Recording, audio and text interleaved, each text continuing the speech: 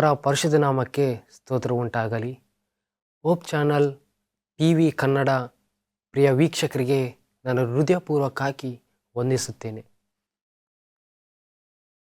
ಈ ಒಂದು ಶಿರೋನಾಮೆ ಒಂದು ಶೀರ್ಷಿಕೆ, ನಾವು ಒಂದು ಆಧ್ಯಾತ್ಮಿಕ ಜೀವನವನ್ನು ಬೆಳೆಸ್ಕೊಂಡು ಒಂದು ಸರಿಯಾದ ಮಾರ್ಗಗಳ ಬಗ್ಗೆ ನಾವು ಧ್ಯಾನ ಮಾಡ್ಕೊಂಡು ಬಂದಿದ್ದೇವೆ ಪ್ರಿಯರೇ. ನಾವು ಈ ಒಂದು ದಿನದಲ್ಲಿ ನಾನು ಆರಿಸ್ಕೊಂಡಿರುವ ಒಂದು ಶಿರೋನಾಮೆ ಲೀವಿಂಗ್ ಯುವರ್ ಪಾಸ್ಟ್, ಹಳೆಯ ಒಂದು ಜೀವನವನ್ನು ಬಿಡುವುದು. ಪ್ರಿಯರೇ, ನಮ್ಮ ಒಂದು ಎಲ್ಲರಿಗೆ ಒಂದು ಹಳೆಯ ಒಂದು ಜೀವನವನ್ನು ಇರ್ತದೆ ಪ್ರಿಯರೇ. ಯಾವಾಗ ನಾವು ಯೇಸು ಕ್ರಿಸ್ತನನ್ನು ಅಂಗೀಕರಿಸಿ ಯೇಸು ಕ್ರಿಸ್ತನನ್ನು ಸ್ವಂತ ರಕ್ಷಕನಾಗಿ ನಾವು ಅಂಗೀಕರಿಸಿ ನಾವು ಪ್ರಾರಂಭ ಮಾಡ್ತೇವೋ ಆವಾಗ ನಮಗೇನಾಗ್ತದೆ, ಹೊಸ ಜೀವನವನ್ನು ನಮಗೆ ಪ್ರಾರಂಭವಾಗ್ತದೆ ಪ್ರಿಯರೇ. ಅಂದರೆ ಹಳೆಯ ಜೀವನವನ್ನು ನಾವು ಬಿಡಬೇಕು. ನಾವು ಯೇಸು ಕ್ರಿಸ್ತನನ್ನು ಅಂಗೀಕರಿಸಿ ಯೇಸು ಕ್ರಿಸ್ತನನ್ನು ನಾವು ಮಾರ್ಗದರ್ಶಿಯಾಗಿ ನಾವು ಮಾರ್ಗವನ್ನು ಹಿಡಿದು ನಾವು ಹಳೆಯ ಜೀವನವನ್ನು ಕಂಟಿನ್ಯೂ ಮಾಡಿದ್ರೆ ನಮ್ಮ ಆಧ್ಯಾತ್ಮಿಕ ಜೀವನವನ್ನು ಬೆಳೆಯಲಿಕ್ಕೆ ಪ್ರಿಯರೇ. ವೇದವಾಕ್ಯವು ಈ ರೀತಿ ಹೇಳುತ್ತೆ. 2 ಕೊರಿಂಥದವರಿಗೆ 5ನೇ ಅಧ್ಯಾಯ 17ನೇ ವಚನ. ಹೀಗಿರಲಾಗಿ ಯಾವನಾದರೂ ಕ್ರಿಸ್ತನಲ್ಲಿದ್ದರೆ ಅವನು ನೂತನ ಸೃಷ್ಟಿಯಾದನು, ಇಗೋ ಪೂರ್ವ ಸ್ಥಿತಿ ಹೋಗಿ ಎಲ್ಲ ನೂತನವಾಯಿತು, ಇದೆಲ್ಲ ದೇವರಿಂದಲೇ ಉಂಟಾದದ್ದು. ಆಮೆನ್. ಪ್ರಿಯರೇ, ನಾವು ಕ್ರಿಸ್ತನಲ್ಲಿದ್ದರೆ ನಮ್ಮ ಒಂದು ಜೀವನವನ್ನು ಒಂದು ನೂತನ ಸೃಷ್ಟಿಯಾಗಿದೆ. ಬನ್ನಿ ಈ ಒಂದು ವಾಕ್ಯ ಧ್ಯಾನಕ್ಕಾಗಿ ಪ್ರಾರ್ಥನೆ ಮಾಡಿಕೊಳ್ಳೋಣ. ಭೂಮಿಯನ್ನು ಅದರ ಸಮಸ್ತವನ್ನು ಸೃಷ್ಟಿ ಮಾಡುವಂತಹ ಪರಲೋಕದ ಕರ್ತನೇ, ನಾಮಕ್ಕೆ ಸ್ತೋತ್ರ ಉಂಟಾಗಲಿ. ತಂದೆಯೇ, ಈ ಒಂದು ದಿನದಲ್ಲಿ ನಿಮ್ಮ ವಾಕ್ಯವನ್ನು ಧ್ಯಾನ ಮಾಡುತ್ತಿರುವಾಗ ನಿಮ್ಮ ಒಂದು ಪರಿಶುದ್ಧಾತ್ಮವನ್ನು ಸುರಿಸು. ನನ್ನ ಜೊತೆ ಏಕೀಭವಿಸಿದಂಥ ನಿಮ್ಮ ಮಕ್ಕಳಿಗೆ ನೀವು ಪರಿಶುದ್ಧಾತ್ಮವನ್ನು ಸಹಾಯ ನೀಡಿ ನಿಮ್ಮ ಒಂದು ವಾಕ್ಯವನ್ನು ಅವರಿಗೆ ತಿಳಿಯಪಡಿಸಕರ್ತನೆ. ನಿಮ್ಮ ವಾಕ್ಯಗಳಿಂದ, ನಿಮ್ಮ ಒಂದು ನೂತನ ಸೃಷ್ಟಿಯಿಂದ ನಮ್ಮ ಆಧ್ಯಾತ್ಮಿಕ ಜೀವನವನ್ನು ಬಲಪಡಿಸಬೇಕೆಂದು ನಂಬುತ್ತಾ ನಮ್ಮ ಮುದ್ದುರಕ್ಷಕನಾದ ಯೇಸು ಕ್ರಿಸ್ತ ನಾಮದಲ್ಲಿ ಬೇಡಿ ಹೊಂದಿದ್ದೇವೆ ನಮ್ಮ ಕರ್ತನೆ. ಆಮೆನ್. ಪ್ರಿಯ ವೀಕ್ಷಕರೇ, ನಮ್ಮ ಒಂದು ಹಳೆ ಜೀವನವನ್ನು ನಾವು ಬಿಡಬೇಕು ಪ್ರಿಯರೇ. ಯಾವಾಗ ನಾವು ಕ್ರಿಸ್ತನಲ್ಲಿ ನಾವು ಅಂಗೀಕಾರ ಮಾಡ್ತೇವೋ, ಕ್ರಿಸ್ತನಲ್ಲಿ ಇರ್ತೀವೋ, ನಮ್ಮ ಹಳೆ ಜೀವನ ಬಿಡಬೇಕು. ಸೊ ನಿಮ್ಮಲ್ಲಿ ಸತ್ಯವೇದ ಇರೋ ಪಕ್ಷದಲ್ಲಿ ಸತ್ಯವೇದದ ಮೊದಲನೇ ಪುಸ್ತಕಕ್ಕೆ ನಾವು ತೆರೆಯೋಣ. ಆದಿಕಾಂಡ 12ನೇ ಅಧ್ಯಾಯ 1ರಿಂದ ಕೆಲ ವಚನಗಳು ಇವತ್ತು ನಾವು ಧ್ಯಾನ ಮಾಡೋಣ. ಆದಿಕಾಂಡ 12ನೇ ಅಧ್ಯಾಯ 1ರಿಂದ ಕೆಲ ವಚನಗಳು. 1ನೇ ವಚನ. ಯೆಹೋವನು ಅಬ್ರಹಾಮನಿಗೆ, ನೀನು ಸ್ವದೇಶವನ್ನು, ಬಂಧು ಬಳಗವನ್ನು, ತಂದೆಯ ಮನೆಯನ್ನು ಬಿಟ್ಟು ನಾನು ತೋರಿಸುವ ದೇಶಕ್ಕೆ ಹೊರಟು ಹೋಗು. ಪ್ರಿಯರೇ, ಇಲ್ಲಿ ದೇವರು ಅಬ್ರಹಾಮನಿಗೆ ಒಂದು ಆಜ್ಞೆಯನ್ನು ನೀಡುತ್ತಾನೆ. ಏನಪ್ಪ ಅಂತಂದರೆ, ನಿನ್ನ ಸ್ವದೇಶವನ್ನು, ನಿಮ್ಮ ಬಂಧುಗಳನ್ನು, ನಿಮ್ಮ ಸ್ನೇಹಿತರನ್ನು, ನಿಮ್ಮ ಬಳಗವನ್ನು ಬಿಟ್ಟು ನಾನು ತೋರಿಸುವಂಥ ಸ್ವದೇಶಕ್ಕೆ ಹೋಗು ಅಂತ ದೇವರು ಹೇಳ್ತಾನೆ. 2ನೇ ವಚನ. ನಾನು ನಿನ್ನನ್ನು ದೊಡ್ಡ ಜನಾಂಗವಾಗುವಂತೆ ಮಾಡಿ ಆಶೀರ್ವಾದಿಸಿ ನಿನ್ನ ಹೆಸರನ್ನು ಪ್ರಖ್ಯಾತಿಗೆ ತರುವೆನು. ನೀನು ಆಶೀರ್ವಾದ ನಿಧಿಯಾಗುವಿ. ನಿನ್ನನ್ನು ಅರಸುವವರನ್ನು ಅರಸುವೆನು, ನಿನ್ನನ್ನು ಶಪಿಸುವವರನ್ನು ಶಪಿಸುವೆನು ಎಂದು ದೇವರನ್ನು ಆಜ್ಞೆಯನ್ನು ನೀಡುತ್ತಾನೆ ಅಬ್ರಹಾಮನಿಗೆ. ಅಬ್ರಹಾಮನೇ, ನಿನ್ನ ಒಂದು ಸ್ವದೇಶವನ್ನು ಬಿಟ್ಟು ನಾನು ತೋರಿಸುವಂಥ ಒಂದು ದೇಶಕ್ಕೆ ನೀನು ಹೋಗುವಂಥ ದೇವರು ಕಮಾಂಡನ್ನು ಕೊಡ್ತಿದ್ದಾನೆ. ಸೊ ಯಾವ ರೀತಿಯಾಗಿ ಒಂದು ಅಬ್ರಹಾಮನು ದೇವರೊಂದು ಮಾತು ಹೇಳಿ ಅಬ್ರಹಾಮನು ದೇವರ ಒಂದು ತೋರಿಸುವ ದೇಶಕ್ಕೆ ಹೋಗ್ತಾನೆ ಪ್ರಿಯರೇ. ಅದೇ ರೀತಿಯಾಗಿ ದೇವರು ನಮಗೆ ಹೇಳ್ತಾ ಇದ್ದಾನೆ, ದೇವರು ನಾವು ಯೇಸು ಕ್ರಿಸ್ತನನ್ನು ಅಂಗೀಕರಿಸುವಾಗ ದೇವರು ನಮಗೆ ಅದೇ ರೀತಿ ಕಮಾಂಡ್ ಮಾಡ್ತಿದ್ದೇನೆ. ನಮ್ಮ ಜೀವನದಲ್ಲಿ ಇನ್ನು ಯೇಸು ಕ್ರಿಸ್ತನು ಅರಿಯುವ ಮುನ್ನ, ಯೇಸು ಕ್ರಿಸ್ತನು ಸ್ವಂತ ರಕ್ಷಕನಾಗಿ ಅರಿಸುವ ಮುನ್ನ ನಾವು ಹಿಂದೆ ಅನೇಕ ಪಾಪಗಳನ್ನು ಮಾಡ್ತಿದ್ವಿ. ಅನೇಕ ಕೆಟ್ಟ ವ್ಯಸನಗಳಿಗೆ ನಾವು ಅಭ್ಯಾಸ ಆಗಿರ್ತೀವಿ. ಪ್ರಿಯರೇ, ಆ ಒಂದು ಪಾಸ್ಟ್, ಆ ಒಂದು ಹಳೆಯ ಜೀವನ ಬಿಟ್ಟು ನಾವೇನು ಮಾಡಬೇಕು? ಯೇಸು ಕ್ರಿಸ್ತನ ಒಂದು ಮಾತು ಕೇಳಿ ನಾವು ಮುಂದೆ ಹೋಗ್ಬೇಕು. ಪ್ರಿಯರೇ, ಯಾವ ರೀತಿಯಾಗಿ ಅಬ್ರಹಾಮನು ಯೆಹೋವ ದೇವರೊಂದು ಮಾತು ಕೇಳಿ ತಾನು ಹುಟ್ಟಿ ಬೆಳೆದುವಂಥ ಸ್ವದೇಶವನ್ನು ಬಿಟ್ಟು ಯೆಹೋವನು ತೋರಿಸುವಂಥ ದೇಶಕ್ಕೆ ಹೋಗಿ ಅವನು ಜೀವಿಸ್ತಾನೋ, ದೇವರು ಅಧಿಕವಾಗಿ ಆಶೀರ್ವಾದ ಮಾಡ್ತಾನೆ. ಯೌವನಸ್ಥರೇ, ನೀವು ನಿಮ್ಮ ಹಳೆ ಜೀವನದಲ್ಲಿ ಒಂದು ಕೆಟ್ಟ ವ್ಯಸನಕ್ಕೆ ಅಭ್ಯಾಸ ಆಗಿರ್ಬೋದು, ಒಂದು ಕೆಟ್ಟ ಆಲೋಚನಕ್ಕೆ ಅಭ್ಯಾಸ ಆಗಿರ್ಬೋದು. ಒಂದು ವೇಳೆ ಯಾವ ಒಂದು ಕ್ಷಣದಿಂದ ನೀವು ಯೇಸು ಕ್ರಿಸ್ತನನ್ನು ನೀವು ಅಂಗೀಕಾರ ಮಾಡುತ್ತೀರೋ ಆ ಒಂದು ದಿನದಲ್ಲಿ ನೀವು ಹಳೆ ಜೀವನವನ್ನು ತರಬಹುದು. ಪ್ರಿಯರೇ, ನಿಮ್ಮ ಹಳೆ ಜೀವನವನ್ನು ಬಿಡಬೇಕು. ನಮ್ಮ ಆಧ್ಯಾತ್ಮಿಕ ಜೀವನವನ್ನು ಬಲಪಡಿಸಬೇಕು. ನಮ್ಮ ಆಧ್ಯಾತ್ಮಿಕ ಜೀವನವನ್ನು ಒಂದು ಶಕ್ತಿಯಾಗಿರ್ಬೇಕಂತಂದರೆ, ಒಂದು ಬಲವಾಗಿರ್ಬೇಕಂತಂದರೆ, ಒಂದು ಸಂಪೂರ್ಣವಾಗಿರ್ಬೇಕಂತಂದರೆ ನಮ್ಮ ಹಳೆ ಜೀವನವನ್ನು ನಾವು ಕಂಟಿನ್ಯೂ ಮಾಡಬಾರ್ದು. ಪ್ರಿಯರೇ, ಯಾವಾಗ ನಾವು ಹಳೆ ಜೀವನವನ್ನು ನಾವು ಮತ್ತೇನು ಪುನಃ ಸ್ಟಾರ್ಟ್ ಮಾಡ್ತೀವೋ, ನಾವು ಏನು ಮಾಡ್ತೀವಿ? ದೇವರ ಒಂದು ಸಂಬಂಧದಲ್ಲಿ ನಾವು ಕೆಳಗೆ ಬೆಳಿತೀವಿ. ಪ್ರಿಯರೇ, ಇಲ್ಲಿ ನಾವು ಅಬ್ರಾಹ್ಮನಿಗೆ ನೋಡೋದಾದರೆ, ಅಬ್ರಾಹ್ಮನು ಸ್ವದೇಶವನ್ನು ಬಿಡ್ತಾನೆ. ಸೊ ಯಾವಾಗ ಸ್ವದೇಶವನ್ನು ಬಿಟ್ಟು ದೇವರು ತೋರಿಸುವಂಥ ಒಂದು ದೇಶಕ್ಕೆ ಹೋಗ್ತಾನೆ, ಅಲ್ಲಿ ಆಶೀರ್ವಾದವಾದ ನಿಧಿಯಾಗಿ ಅವನು ಬಾಳ್ತಾನೆ. ನೋಡೋದಾದರೆ 3ನೇ ವಚನ, ನೀನು ಆಶೀರ್ವಾದ ನಿಧಿಯಾಗುವಿ, ನಿನ್ನನ್ನು ಅರಸುವವರನ್ನು ಅರಸುವೆನು, ನಿನ್ನನ್ನು ಶಪಿಸುವವರನ್ನು ಶಪಿಸುವೆನೆಂದು ದೇವರು ಅಬ್ರಾಹ್ಮನಿಗೆ ಒಂದು ವಾಗ್ದಾನ ನೀಡುತ್ತಾನೆ, ಒಂದು ಪ್ರಾಮಿಸನ್ನು ನೀಡುತ್ತಾನೆ. ನಿನ್ನನ್ನು ಅರಸುವವನಿಗೆ ಅರಸುವೆನು, ನಿನ್ನನ್ನು ಶಪಿಸುವವನಿಗೆ ಶಪಿಸುವೆನೆಂದು ದೇವರು ಅಬ್ರಾಹ್ಮನಿಗೆ ಹೇಳುತ್ತಿದ್ದಾನೆ. ಬೇರೆ ಅಬ್ರಾಹ್ಮನ ನಾವು ನೋಡೋದಾದರೆ ಎಷ್ಟು ಕಠಿಣವಾಗಿ ಆ ಒಂದು ಆಲೋಚನೆ ತಗೊಂಡು ಬರ್ತದೆ. ಹೌದು, ನಾವು ಹುಟ್ಟಿ ಬೆಳೆದಿದ್ದು ಇಷ್ಟು ವರ್ಷ ಕಾಲ. 4ನೇ ವಚನ ನೋಡೋದಾದರೆ, ಯೆಹೋವನು ಹೇಳಿದ ಮೇರೆಗೆ ಅಬ್ರಾಮನು ಹೊರಟೋದನು, ಲೋಟನ ಸಂಗಡ ಹೋದನು. ಅಬ್ರಾಮ್ ಕಾರಾನ್ ಪಟ್ಟಣವನ್ನು ಬಿಟ್ಟು ಹೊರಟಾಗ 75 ವರ್ಷದವನಾಗಿದ್ದನು. 75 ವರ್ಷ ಅವನ ಸ್ವದೇಶವನ್ನು ಬಿಟ್ಟು ದೇವರು ತೋರಿಸುವಕ್ಕೆ ದೇಶಕ್ಕೆ ಹೋದನು. ಆದರೆ ಅವನು ಅಬ್ರಾಹ್ಮನ ವಿಶ್ವಾಸ, ಒಂದು ನಂಬಿಕೆ ದೇವರ ಮೇಲೆ ಒಂದು ಕ್ಷಣವೂ ಕಡಿಮೆ ಆಗಿಲ್ಲ. ಏನೇ ಆಗಲಿ ನನ್ನ ಬಲಗವನ್ನು ಬಿಡುತ್ತೇನೆ, ನನ್ನ ಆಸ್ತಿ ಪಾಸ್ತಿಯನ್ನು ಬಿಡುತ್ತೇನೆ, ನನ್ನ ಬಂಧುಗಳು ಬೇಡ, ಏನು ಬೇಡ, ದೇವರ ಮಾತೊಂದೇ ಸಾಕು ಎಂದು ಅಬ್ರಾಹ್ಮನು ದೇವರೊಂದು ಮಾತನ್ನು ಗಟ್ಟಿಯಾಗಿ ಇಟ್ಕೊಂತಾನೆ. ಪ್ರಿಯರೇ, ನಾವು ದೇವರೊಂದು ಮಾತನ್ನು ಇಟ್ಕೊಂತಿದ್ದೀವ? ಅನೇಕ ಒಂದು ಮಾರ್ಗಗಳಿವೆ. ನಾವು ಯೇಸು ಕ್ರಿಸ್ತನನ್ನು ಅಂಗೀಕರಿಸಿದ ಮೇಲೆ ನಮ್ಮ ಹಳೆ ಜೀವನವನ್ನು ಕಂಟಿನ್ಯೂ ಮಾಡ್ತಿದ್ದೀವ? ಯಾಕೆ ನಮಗೆ ಒಂದು ಆಶೀರ್ವಾದ ಸಿಗಲಿಲ್ಲ? ಯಾಕೆ ನಮಗೆ ಪ್ರಾರ್ಥನೆಗೆ ಸದುತ್ತರವನ್ನು ದೇವರು ಕೊಡ್ತಾ ಇಲ್ಲ? ಯಾಕೆ ನಮಗೆ ಈ ಕಷ್ಟಗಳು, ಬಾಧೆಗಳು ಬರ್ತಾ ಇದ್ದಾವೆ ಎಂದು ಯೋಚನೆ ಮಾಡ್ತಿದ್ದೀರಾ? ಆದರೆ ನಿಮ್ಮ ಒಂದು ಹಳೆ ಜೀವನವನ್ನು ನೀವು ಮತ್ತೆ ಪುನಃ ಅದೇ ಕಂಟಿನ್ಯೂ ಮಾಡ್ತಿದ್ದೀರ ಎಂದು ಒಂದ್ಸಲ ಯೋಚನೆ ಮಾಡಿದ್ದೀರಾ?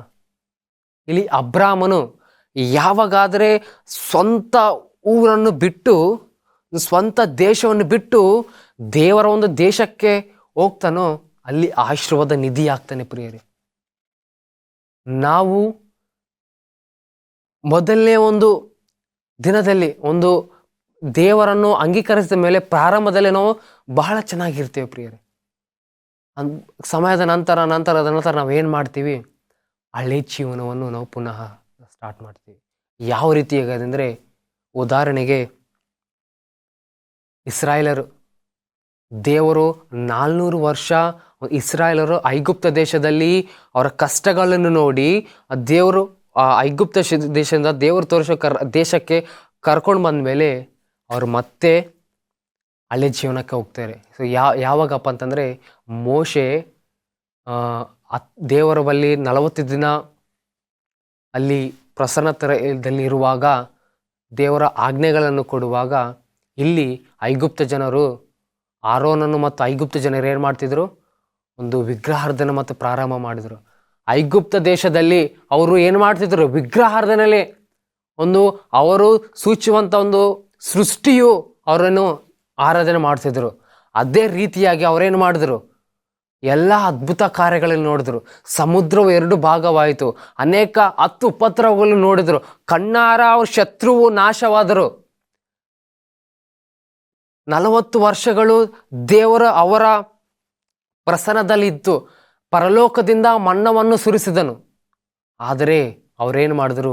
ಅದೇ ಒಂದು ಹಳೆ ಜೀವನವನ್ನು ಮತ್ತೆ ಪುನಃ ಸ್ಟಾರ್ಟ್ ಮಾಡಿದರು. ಒಂದು ಬಂಗಾರದ ಒಂದು ಕಾಫನ್ನು ಮಾಡಿ ಅದಕ್ಕೆ ಬೊಗ್ಗಿ ನಮಸ್ಕಾರ ಆರಾಧನೆ ಮಾಡಿದ್ರು. ಎಷ್ಟು ಕಠಿಣವಾದ ಒಂದು ಜೀವನ ಅದು. ನಾವು ಸಹ ಪ್ರಾರಂಭದಲ್ಲಿ ನಾವು ಬಹಳ ಚೆನ್ನಾಗಿರ್ತೀವಿ, ಆತ್ಮಿಕವಾಗಿ ನಾವು ಬೆಳಿತೀವಿ ಪ್ರಿಯರೇ. ಅವಾಗ ಸಮಯದಲ್ಲಿ ಬಂದ ನಂತರ ನಾವೇನು ಮಾಡ್ತೀವಿ? ಹಳೆ ಜೀವನವನ್ನು ಕ್ಯಾರಿ ಮಾಡ್ತೀವಿ, ಹಳೆ ಜೀವನವನ್ನು ನಾವು ಪ್ರಾರಂಭ ಮಾಡ್ತೀವಿ. ಯಾವ ರೀತಿಯಾಗಿ ಇಸ್ರಾಯೇಲರ ಜನರು ಇಲ್ಲಿ ನಾವು ಪ್ರಾರಂಭ ಮಾಡಿದ್ರು, ಯಾವ ರೀತಿಯಾಗಿ ಇಸ್ರಾಯೇಲ್ ಜನರು ಪ್ರಾರಂಭ ಮಾಡಿದ್ರು, ಅದೇ ಪ್ರಕಾರ ನಾವೇನು ಮಾಡ್ತೀವಿ? ಹಳೆಯ ಒಂದು ಜೀವನವನ್ನು ಪ್ರಾರಂಭ ಮಾಡ್ತೀವಿ ಪ್ರಿಯರೇ. ಇಸ್ರಾಯೇಲರು ಒಂದು ದೇವರ ಕಣ್ಣಾರೆ ಒಂದು ಅದ್ಭುತ ಕಾರ್ಯ ನೋಡಿದರು, ಒಂದು ಕಣ್ಣಾರೆ ಎಲ್ಲ ಅಸಾಧ್ಯ ಕಾರ್ಯಗಳನ್ನು ನೋಡಿದರು. ಆದರೂ ಸಹ ಅವ್ರೇನು ಮಾಡಿದ್ರು? ಐಗುಪ್ತ ದೇಶದಲ್ಲಿ ಆರಾಧನೆ ಮಾಡುವಂತಹ ಸೇಮ್ ಪ್ರಕ್ರಿಯೆ ಇಲ್ಲಿನೂ ಸಹ ಆರಾಧನೆ ಮಾಡಿದರು. ಪ್ರಿಯರೇ, ನಾವು ಸಹ ನಮ್ಮ ಆಧ್ಯಾತ್ಮಿಕ ಜೀವನವನ್ನು ಯಾಕೆ ನಮಗೆ ಮುಂದುವರಿಸಲಿಲ್ಲ, ಯಾಕೆ ನಮಗೆ ಸ್ಟ್ರಾಂಗ್ ಆಗಿಲ್ಲ ನೋಡುವುದಾದರೆ, ನಮ್ಮ ಹಳೆ ಜೀವನ ನಾವೇನು ಮಾಡ್ತಿದ್ದೇವೆ? ಪ್ರಾರಂಭ ಮಾಡ್ತಿದ್ದೇವೆ. ಇಲ್ಲಿ ಪೌಲನು ಹೇಳ್ತಾನೆ 2 ಕೊರಿಂಥದವರಲ್ಲಿ 5ನೇ ಅಧ್ಯಾಯ 17ನೇ ವಚನ, ಯಾವಾಗ ನಾವು ಕ್ರಿಸ್ತನಲ್ಲಿ ಇದ್ದೇವೋ ಆವಾಗ ನಾವು ಏನಾಗಿದ್ದೀವಿ ಅಂತ? ನೂತನ ಸೃಷ್ಟಿಯಾಗಿರ್ತೀವಿ. ನಾವು ನೂತನ ಸೃಷ್ಟಿಯಾಗಿದ್ದೇವಾ? ನಾವು ಕ್ರಿಸ್ತನನ್ನು ಅಂಗೀಕಾರ ಮಾಡ್ತಿದ್ದೇವೆ. ನಾವು ಪ್ರತಿ ವಾರ ಸಭೆಗೆ ಹೋಗ್ತಿದ್ದೇವೆ, ಪ್ರತಿದಿನ ಪ್ರಾರ್ಥನೆ ಮಾಡ್ತಿದ್ದೇವೆ, ಪ್ರತಿದಿನ ವಾಕ್ಯಗಳನ್ನು ಓದ್ತಿದ್ದೇವೆ. ನಾವೇನು ಮಾಡ್ತಿದ್ದೇವೆ? ಅದೇ ಒಂದು ಹೊಲಸಾದ ಬಟ್ಟೆಗಳನ್ನು ಧರಿಸ್ತಾ ಇದ್ದೇವೆ, ಹಳೆ ಜೀವನವನ್ನು ಹಾಕ್ಕೊಳ್ತಾ ಇದ್ದೇವೆ ಪ್ರಿಯರೇ. ಇಲ್ಲಿ ಅಬ್ರಾಮನು ಯಾವ ರೀತಿಯಾಗಿ ತನ್ನ ಸ್ವದೇಶವನ್ನು ಬಿಟ್ಟು ಹೋದನು, ಆಶೀರ್ವಾದ ನೀತಿಕರವಾದನು ಪ್ರಿಯರೇ. ಅದೇ ರೀತಿಯಾಗಿ ನಮ್ಮ ಒಂದು ಜೀವನ, ನಮ್ಮ ಒಂದು ಆಧ್ಯಾತ್ಮಿಕ ಒಂದು ಜೀವನವನ್ನು, ಹಳೆಯ ಒಂದು ಜೀವನವನ್ನು ಬಿಟ್ಟು ಹೊಸದಾಗಿ ನಾವು ಜೀವಿಸಿದರೆ ನಾವೇನಾಗ್ತೀವಿ? ಆಶೀರ್ವಾದಕರ ಜೀವವನ್ನು ನಾವು ಜೀವಿಸ್ತೇವೆ ಪ್ರಿಯರೇ. ನೀವು ಕೆಲವೊಂದು ಸಲ ನಾವು ಯೋಚನೆ ಮಾಡಿರ್ಬೋದು, ಯಾಕೆ ನಮಗೆ ಉತ್ತರ ಸಿಗವಲ್ತು, ಯಾಕೆ ನಮಗೆ ಈ ಕಷ್ಟಗಳು, ಯಾಕೆ ನಮಗೆ ಬಾಧೆ, ಯಾಕೆ ಚಿಂತೆ? ಪ್ರತಿ ವಾರ ಸಭೆಗೆ ಹೋಗ್ತಾ ಇದ್ದೀವಿ, ಪ್ರತಿ ವಾರ ತೈತ ಆಫರಿಂಗ್ ಕೊಡ್ತಾ ಇದ್ದೀವಿ, ಪ್ರತಿ ವಾರ ಪ್ರಾರ್ಥನೆ ಮಾಡ್ತಿದ್ದೀವಿ ಎಂದು ನಾವು ಅನ್ಕೋಬೋದು ಪ್ರಿಯರೇ. ನೀವು ಅದೇ ಒಂದು ಜೀವನವನ್ನು, ಯಾವ ಒಂದು ಜೀವನವನ್ನು ಬಿಟ್ಟಿದೆಯೋ ಮತ್ತೆ ಅದೇ ಒಂದು ಜೀವನವನ್ನು ನೀವು ಕಂಟಿನ್ಯೂ ಮಾಡ್ತಿದ್ದೀವಿ ನೀವು ಅನ್ಕೋಬೋದು ಪ್ರಿಯರೇ. ಒಂದ್ಸಲ ನೀವು ಯೋಚನೆ ಮಾಡ್ರಿ, ಒಂದ್ಸಲ ನೀವು ನಿಮ್ಮ ಜೀವನವನ್ನು ಹಿಂದೆ ತಿರುಗಿ ನೋಡ್ರಿ, ನಿಮಗೆ ಉತ್ತರ ಸಿಗುತ್ತೆ ಪ್ರಿಯರೇ. ನಾವು ಮಾಡಿರುವಂಥ ಕೆಲಸ, ನಾವು ಬಿಟ್ಟಿರುವಂಥ ಹಳೆ ಬಟ್ಟೆ ಮತ್ತೆ ಧರಿಸಬಾರ್ದು ಪ್ರಿಯರೇ.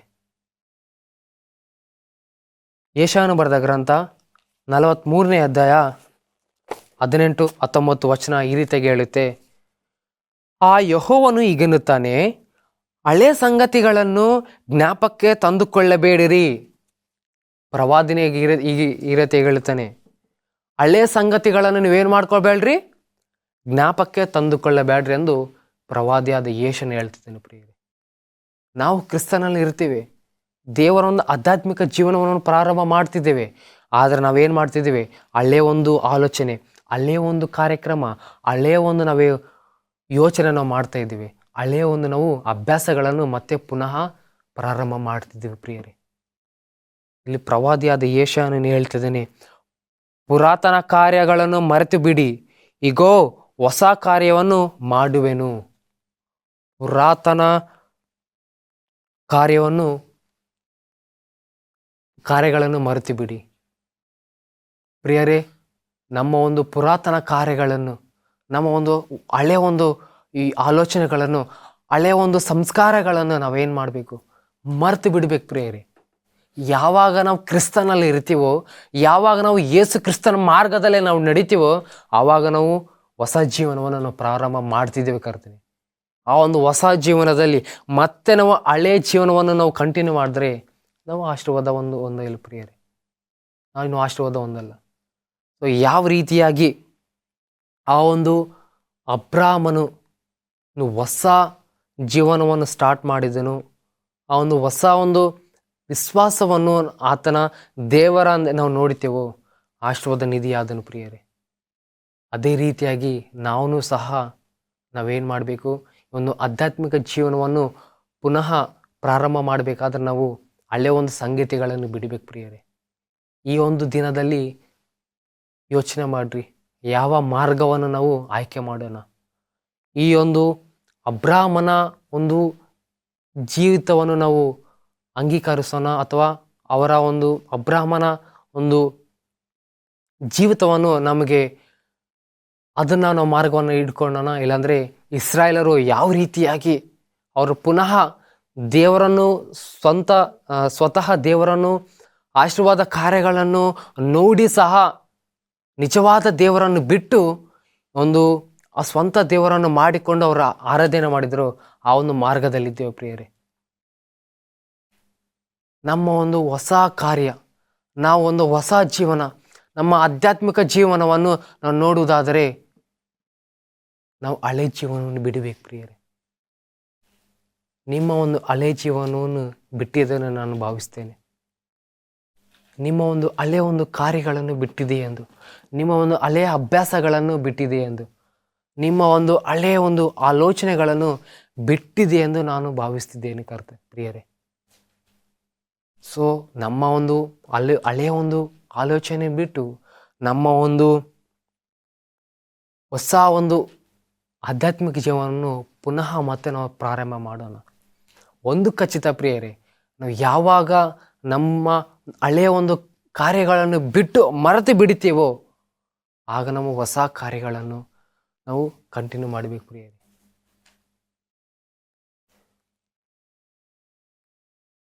ಈ ಒಂದು ಅಬ್ರಾಹಮನು ಒಂದು ಅಪಾರವಾದ ವಿಶ್ವಾಸ ನಾವು ಕಂಡು ಬರುತ್ತೆ. ಅದೇ ರೀತಿಯಾಗಿ ಅಬ್ರಾಹಮನ ಒಂದು ವಿಶ್ವಾಸ ನಮಗಿದ್ದೇನಾ? ಅಬ್ರಾಹಮನು ದೇವರ ಒಂದು ಮಾತುಗಳಲ್ಲಿ ಭರವಸೆವಿಟ್ಟು ಆತನು ಮುಂದೆ ಹೋದನು. ಏನೂ ಇಲ್ಲ, ಬ್ಲೈಂಡ್ ಆಗಿ ಹೋಗ್ತಾನೆ. ಕೇವಲ ಒಂದು ಮಾತುಗಳು, ದೇವರ ಮಾತುಗಳನ್ನು ಕೇಳಿ ಬ್ಲೈಂಡ್ ಆಗಿ ಹೋಗಿ ಅಬ್ರಾಹಮನು ಹೋಗ್ತಾನೆ ಪ್ರಿಯರೇ. ಇಲ್ಲಿ ಇಸ್ರಾಯೇಲ್ ಜನರು ನಾವು ನೋಡೋದಾದರೆ ಕಣ್ಣುಗಳನ್ನು ಅವರ ಕಣ್ಣುಗಳಿಂದ ದೇವರೊಂದು ಕಾರ್ಯಗಳನ್ನು ನೋಡಿದರು. 2 ಭಾಗವಾಯಿತು ಸಮುದ್ರವು, ಪರಲೋಕದಿಂದ ಮನ್ನವು ಬಂತು, ಹಗಲೊತ್ತಿನಲ್ಲಿ ಅಗ್ನಿಸ್ತಂಭವು, ರಾತ್ರಿ ಹೊತ್ತಿನಲ್ಲಿ ಮೇಘಸ್ತಂಭವು ದೇವರು ಅವರ ಪ್ರಸನ್ನದಲ್ಲಿದ್ನು. ಆದರೂ ಸಹ ಅವ್ರು ಏನು ಮಾಡಿದ್ರು? ಹಳೆ ಜೀವನವನ್ನು ಬಿಟ್ಟರು ಪ್ರಿಯ. ಹಳೆ ಜೀವನವನ್ನು ಪ್ರಾರಂಭ ಮಾಡಿದರು. ಈಗ ನಾವು ಯಾವ ಒಂದು ಮಾರ್ಗವನ್ನು ಆರಿಸಿಕೊಳ್ಳೋಣ, ಯಾವ ಒಂದು ದಾರಿಯನ್ನು ನಾವು ಇಡೋಣ, ಯಾವ ಒಂದು ಆಲೋಚನೆ ತೆಗೆದುಕೊಳ್ಳೋಣ, ಯಾವ ಒಂದು ಮಾದರಿ ನಾವು ಹೊಂದಿಕೊಳ್ಳೋಣ ಪ್ರಿಯರೇ. ನಮ್ಮ ಆಧ್ಯಾತ್ಮಿಕ ಜೀವನವನ್ನು ಬಲಪಡಿಸಬೇಕಾದರೆ ನಮ್ಮ ಹಳೆಯವನ್ನು ಬಿಟ್ಟು ಬಿಡೋಣ ಪ್ರಿಯರೇ. ಈಗ ನಮ್ಮ ಕಣ್ಣುಗಳಲ್ಲಿ 2 ಉದಾಹರಣೆಗಳಿದೆ. ಈಗಲೇ ನಾವು ನೋಡಿದ್ದೇವೆ. ಈಗ ನಿಮ್ಮ ಒಂದು ಚಾಯ್ಸ್ ಪ್ರಿಯರೇ, ಯಾವ ಒಂದು ನೀವು ಆಯ್ಕೆ ಮಾಡ್ಕೊತೀರಿ? ನೀವು ಅಬ್ರಾಹ್ಮನಂತೆ ಆಶೀರ್ವಾದ ನಿಧಿಯಾಗಿರ್ಬೇಕಂದ್ರೆ ನೀನು ಅಬ್ರಾಹ್ಮನ ಮಾರ್ಗವನ್ನು ಹಿಡಿಬೇಕು. ನೀನು ಇಸ್ರಾಯೇಲರ ಒಂದು ಅಲ್ಪ ವಿಶ್ವಾಸಿಗಳಾಗಿರ್ಬೇಕಂದ್ರೆ ನೀವು ಇಸ್ರಾಯೇಲರ ಜನಗಳಂತೆ ನೀವು ಆಯ್ಕೆ ಮಾಡಬಹುದು. ಆಯ್ಕೆ ನಿಮ್ಮ ಕೈಯಲ್ಲಿದ್ದು ಪ್ರಿಯರೇ. ನೀವು ಯಾವ ಒಂದು ಮಾರ್ಗವನ್ನು ಆಯ್ಕೆ ಮಾಡ್ಕೊತಿದ್ದೀರಿ?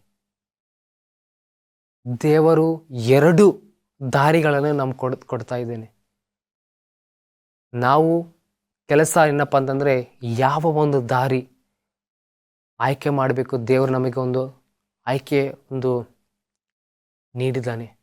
ನಮ್ಮ ಸ್ವತಃ ಆಯ್ಕೆಯನ್ನು ಬಹಳ ಗಂಭೀರವಾಗಿ ಆಲೋಚನೆ ಮಾಡಿ ಯಾವುದು ನಮಗೆ ಆಧ್ಯಾತ್ಮಿಕ ಜೀವನಕ್ಕೆ ನಮಗೆ ಸಹಾಯ ಮಾಡುತ್ತೋ, ಯಾವ ನಮಗೆ ಆಧ್ಯಾತ್ಮಿಕ ಜೀವನಕ್ಕೆ ಬಲ ಕೊಡುತ್ತೋ, ಯಾವ ನಮಗೆ ಆಧ್ಯಾತ್ಮಿಕ ಜೀವನವಾಗಿ ಪುನಃ ನಾವು ದೇವರ ಒಂದು ಸಂಬಂಧವಾಗಿ ಗಟ್ಟಿಯಾಗಿರುತ್ತೋ, ಬಲವಾಗಿರುತ್ತೋ, ಆ ಒಂದು ಮಾರ್ಗವನ್ನು ನಾವು ಆಯ್ಕೆ ಮಾಡಿಕೊಳ್ಳಲು ಪ್ರಿಯರೇ. ಇಲ್ಲ ನಮಗೆ ಆಶೀರ್ವಾದ ನಿಧಿ ಬೇಡ, ನಮಗೇನು ಬೇಡ, ಅದೇ ಹಳೆ ಒಂದು ಪುನಃ ನಾವು ಪ್ರಾರಂಭ ಮಾಡ್ತೀವಿ, ಹಳೆಯ ಅಭ್ಯಾಸಗಳನ್ನು ನಾವು ಮಾಡ್ತೀವಿ, ಹಳೆ ಚಟುವಟಿಕೆಗಳನ್ನು ನಾವು ಪುನಃ ಸ್ಟಾರ್ಟ್ ಮಾಡ್ತೇವೆ ಅಂದರೆ ಇಸ್ರಾಯೇಲ್ ಜನರನ್ನು ಆಯ್ಕೆ ಮಾಡ್ಕೊಂಡು ಬರೀ ಪ್ರಿಯರೇ. ದೇವರ ಒಂದು ಆತ್ಮಕ್ಕೆ, ದೇವರ ಒಂದು ಆಧ್ಯಾತ್ಮಿಕ ಜೀವನಕ್ಕೆ ನಾವು ಬಲಪಡಿಸಬೇಕು. ಇನ್ನೂ ನಾವು ಹೆಚ್ಚಿನ ರೀತಿಯಾಗಿ ಸ್ಟ್ರಾಂಗ್ ಆಗಿ ಇರಬೇಕಂದ್ರೆ ನಮ್ಮ ಒಂದು ಪಾಸ್ಟನ್ನು ಬಿಡಲೇಬೇಕು ಪ್ರಿಯರೇ. ಮತ್ತೊಂದು ಸತಿ ಯೆಶಾಯನು ಬರವಾದನೆ ಗ್ರಂಥ 43ನೇ ಅಧ್ಯಾಯ 18ನೇ ವಚನ. ಆ ಯೆಹೋವನು ಹೀಗನ್ನುತ್ತಾನೆ, ಹಳೆ ಸಂಗತಿಗಳನ್ನು ಜ್ಞಾಪಕಕ್ಕೆ ತಂದುಕೊಳ್ಳಬೇಡಿರಿ. ಯೆಹೋವನು ಹೀಗನ್ನುತ್ತಾನೆ, ಹಳೆ ಸಂಗತಿಗಳನ್ನು ನಮ್ಮ ಮೈಂಡಲ್ಲಿ ಬೇಡ ಪ್ರಿಯರೇ. ಹಳೆ ಸಂಗತಿಗಳನ್ನು ಬಿಟ್ಟು ಬಿಡೋಣ, ನಾವು ನಿಲ್ಲಿಸೋಣ ಅಲ್ಲಿಗೆ. ಮತ್ತೊಂದು ಸತಿ 2ನೇ ಕೊರಿಂಥದವರು ಬರೆದ ಪತ್ರಿಕೆ 5ನೇ ಅಧ್ಯಾಯ 17ನೇ ವಚನ. ಹೀಗಿರಲಾಗಿ ಯಾವನಾದರೂ ಕ್ರಿಸ್ತನಲ್ಲಿದ್ದರೆ ಅವನು ನೂತನ ಸೃಷ್ಟಿಯಾದನು. ನೀನು ನೂತನ ಸೃಷ್ಟಿಯಾಗಿರ್ಬೇಕಂದ್ರೆ ಕ್ರಿಸ್ತನಲ್ಲಿ ನೆಲೆಗೊಂಡಿರಬೇಕು.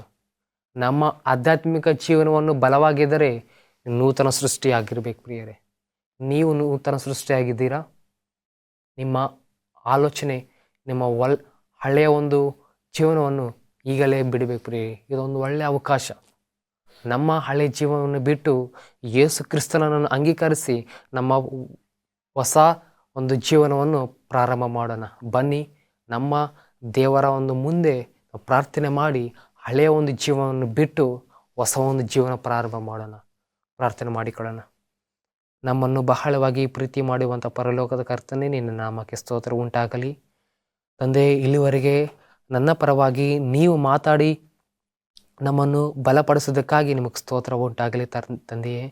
ಹೌದು ಕರ್ತನೆ, ನಮ್ಮ ಒಂದು ಹಳೆಯ ಜೀವನವನ್ನು ಬಿಟ್ಟು, ಹಳೆಯ ಒಂದು ಕಾರ್ಯಗಳನ್ನು ಬಿಟ್ಟು ನಿಮ್ಮಲ್ಲಿದ್ದರೆ ಪ್ರಿಯರೇ ನಮ್ಮ ಒಂದು ಹೊಸ ಜೀವನವನ್ನು ಉಂಟಾಗುತ್ತದೆ ಕರ್ತನೆ.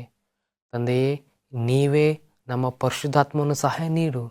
ನನ್ನ ಜೊತೆಯಲ್ಲಿ ನಿಮ್ಮ ಮಕ್ಕಳು ತಲೆಬಾಗಿರುವಂಥ ಪ್ರತಿಯೊಬ್ಬರನ್ನು ಮುಟ್ಟಿ ಅವರವರ ಒಂದು ಹಳೆ ಜೀವನವನ್ನು ಅವರ ಮನಸ್ಸಿಗೆ ಜ್ಞಾಪಿಸಲಾಗದ ಕರ್ತನೆ, ನೀವೇ ಅವರ ಒಂದು ಮನಸ್ಸನ್ನು ಮುಟ್ಟಿ ಅವರನ್ನು ನೂತನ ಸೃಷ್ಟಿಯನ್ನಾಗಿ ಮಾಡಬೇಕೆಂದು ಬೇಡಿಕೊಳ್ಳುತ್ತಾ ಕರ್ತನೆ.